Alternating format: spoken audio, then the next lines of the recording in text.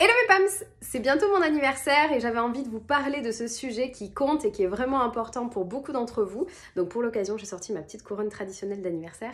Donc pourquoi on en parle? On en parle parce que déjà l'anniversaire, c'est un truc, vous pouvez pas passer à côté. On en a forcément un et vous êtes sûr qu'à un moment dans l'année, vous allez être confronté à cette problématique.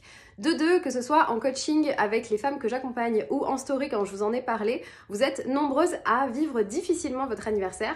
Soit vous le détestez, soit ça génère énormément de stress et vous avez envie de pouvoir mieux profiter et donc c'est de ça dont on va parler aujourd'hui.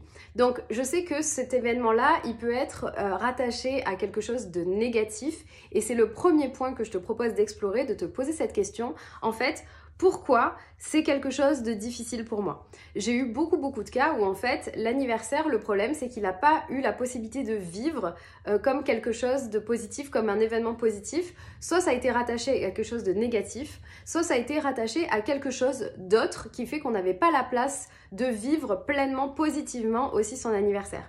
Donc peut-être que c'est le cas si en fait cette date elle est rattachée à un événement tragique, la mort de quelqu'un de ta famille, peut-être que c'est le divorce de tes parents, peut-être que tu as été adopté et donc du coup cette date anniversaire elle a une émotion extrêmement négative et une association d'idées extrêmement négative. Ou alors peut-être que c'est parce que cette date, c'est une date qui est célébrée autrement dans la société. Ça peut être le 14 juillet, ça peut être pour Noël, ça peut être pour le réveillon. Pour toutes ces dates-là où en fait finalement tu te sens pas l'espace d'exister avec ton anniversaire. Ou alors ça peut être des événements traumatisants de ton passé parce que tes parents ne t'ont jamais fait un anniversaire, parce que c'est jamais quelque chose qui a été joyeux chez toi.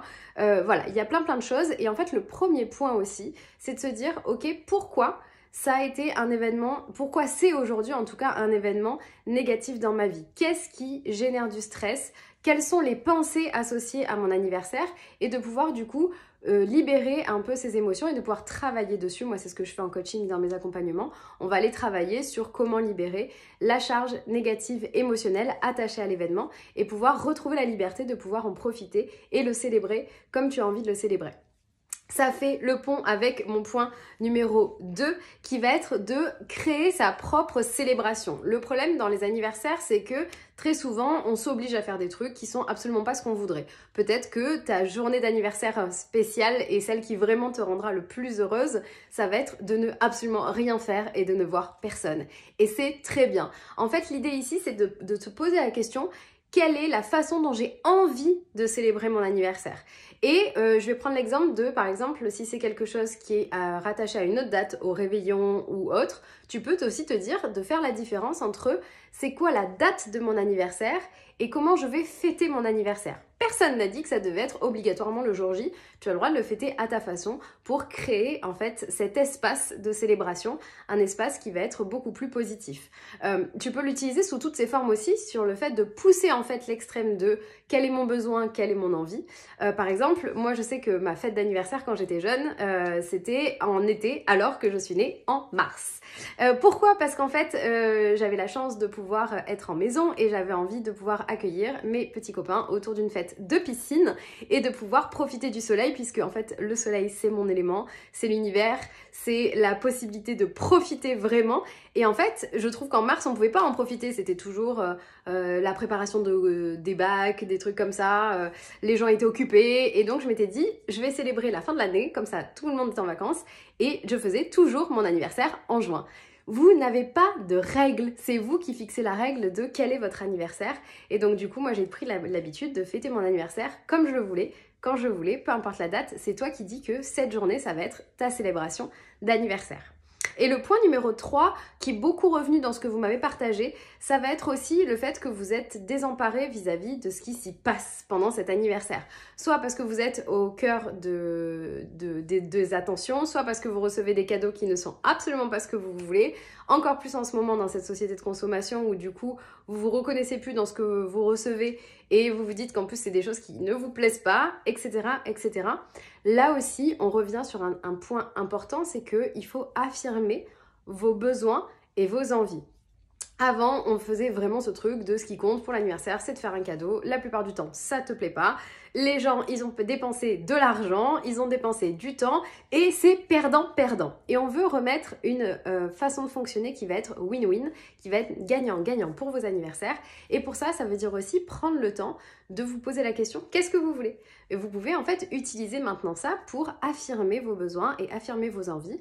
Peut-être que vous n'avez pas envie d'être au cœur de l'événement et donc du coup de proposer quelque chose où en fait ça va être un jeu, ça va être juste un resto, etc. où il n'y aura pas de bougies ou de choses comme ça et vous donnez en fait le ton à cet anniversaire. Pour les cadeaux, vous pouvez aussi tout simplement dresser une liste de cadeaux que vous envoyez à vos meilleurs amis en disant voilà, maintenant vous pouvez piocher dans cette liste, il y a un petit peu de tout. On le fait pour les mariages, on le fait pour les listes de naissance, je vois pas pourquoi on le ferait pas pour les anniversaires. Et enfin, vous avez aussi le droit de créer votre propre cagnotte pour faire autre chose. De mon côté, je sais que je ne suis plus trop objet et que c'est très difficile de me faire des cadeaux physiques parce que je suis devenue minimaliste, essentialiste. En tout cas, vraiment, je choisis avec beaucoup de précautions ce qui rentre dans mon appartement. Je veux avoir très peu et plutôt de la qualité que j'ai vraiment choisi, etc. Et donc, c'est très dur de m'offrir des cadeaux, y compris même mon mec, même mon chéri, il sait que c'est très difficile de m'acheter des cadeaux. Je préfère les expériences, je préfère passer des moments avec mes amis, etc. Et donc, cette année, pour mon anniversaire, j'ai créé ma propre cagnotte et j'ai expliqué qu'en fait, je voulais pas de cadeaux physiques, je préférais que les gens participent et j'allais pouvoir en fait profiter de cet argent pour faire quelque chose qui me faisait envie et qui me faisait rêver depuis longtemps, qui est un stage de pilotage, parce que j'adore conduire et que j'ai envie de tester ça depuis genre super longtemps. Et en plus, j'ai trouvé une cagnotte où en fait, il y a une partie de la cagnotte qui sera reversée à une association. Ça s'appelle Tribi, je crois. Et vraiment, voilà, peu importe en fait ce qui se fait ou ce qui se fait pas, à un moment, si ce qui vous pose problème, c'est que vous recevez toujours des cadeaux de merde, bah, imposez le fait de pas de cadeaux et que les gens participent plutôt à une cagnotte. Le truc, ça va être finalement d'avoir suffisamment conscience de ce que vous voulez et de ce que vous voulez pas et d'avoir suffisamment confiance en vous pour imposer, pour partager, pour verbaliser ce que vous voulez, ce qui est important pour vous et de pouvoir du coup profiter de votre anniversaire. Donc du coup, si je récapitule les 3 points, le point numéro 1, ça va être de vous demander ce qui est vraiment difficile et de pouvoir travailler sur les difficultés liées à votre anniversaire d'un point de vue émotionnel, d'un point de vue blessure émotionnelle et tout ce qui s'est passé pour aller de l'avant.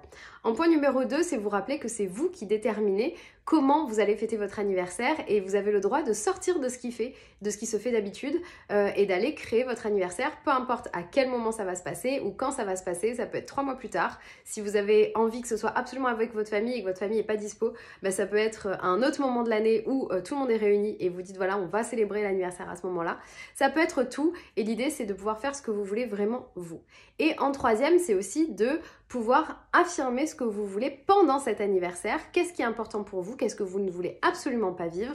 Et qu'est-ce que vous voulez profiter? Comment vous voulez profiter de cet anniversaire? Que ce soit d'un point de vue événement ou que ce soit d'un point de vue cadeau, etc.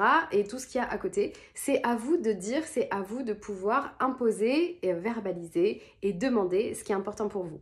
Si ça te paraît difficile, c'est peut-être parce que tu manques encore de confiance en toi, peut-être parce que tu ne sais pas encore ce que tu veux vraiment, parce que tu as eu de la difficulté à identifier les blessures émotionnelles et les croyances limitantes qui encore te pèsent et qui font que tu vis ça négativement, ou que tu manques encore de confiance en toi pour affirmer tes besoins, poser tes limites et demander ce que tu veux vraiment. Dans ce cas-là, c'est très simple, ça veut dire qu'on peut travailler ensemble pour que tu puisses être toi-même, affirmer tes envies, affirmer tes besoins et pouvoir aussi penser les plaies de tout ce qui est difficile dans tout ça.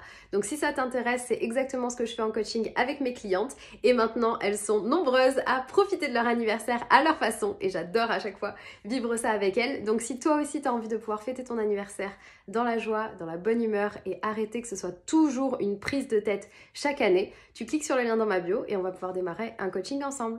Voilà, je vous souhaite de profiter de vos anniversaires. Moi, je vais aller profiter du mien. J'ai trop hâte. Je vous partagerai ça sur les réseaux sociaux. Et en attendant, je vous fais plein de gros bisous.